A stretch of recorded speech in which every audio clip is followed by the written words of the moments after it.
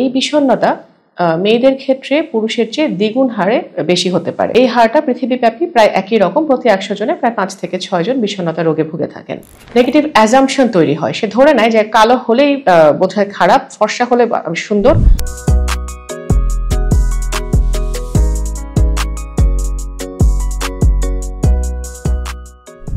আসসালামু আলাইকুম, আমি doctor Redwana Hossain, assistant professor psychiatry. আজকে আমরা কথা বলবো বিষণ্ণতা নিয়ে। আমরা অনেক রোগী পাই যারা আমাদের কাছে এসে বলেন যে আমার কিছু ভালো লাগে না, মনটা অশান্তি লাগে, হতাশ লাগে, মনে হয় যেন আমার জীবনটা আসলে মূল্যহীন, আমি পৃথিবীতে কেন এসেছি।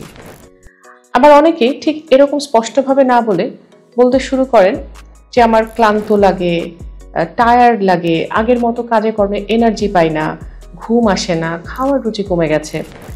তো এই সমস্যাগুলো নিয়ে যখন মানুষ আমাদের কাছে আসেন এবং দেখা যায় অন্য কোনো শারীরিক রোগ তাদের মধ্যে নেই, তখন আসলে আমরা ধরে নেই এই রোগটা কোনো রকম মানসিক রোগের কারণে হচ্ছে এবং সেটা সম্ভবত বিষণ্ণতার কারণে হচ্ছে। কারণ বিষণ্ণতা বিশ্বব্যাপী সবচেয়ে বেশি প্রিভ্যালেন্ট মানসিক রোগ।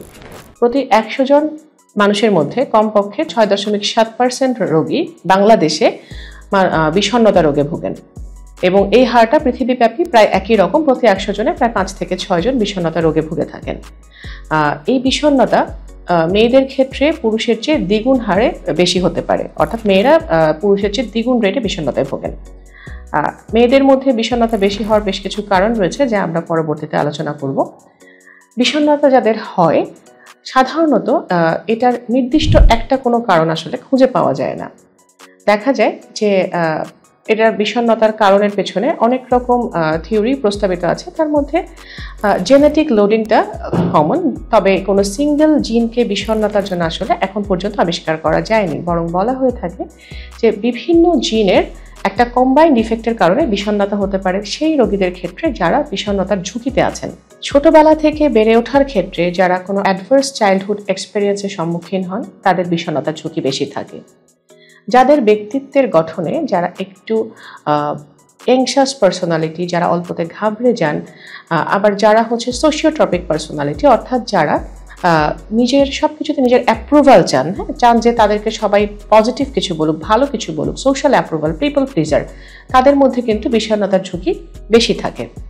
এছাড়াও বিষণ্ণতার রোগীদের ক্ষেত্রে দেখা যায় যে তাদের ব্রেইনে সেরোটোনিন সহ অন্যান্য কিছু নিউরোকেমিক্যালের পরিবর্তন ঘটে।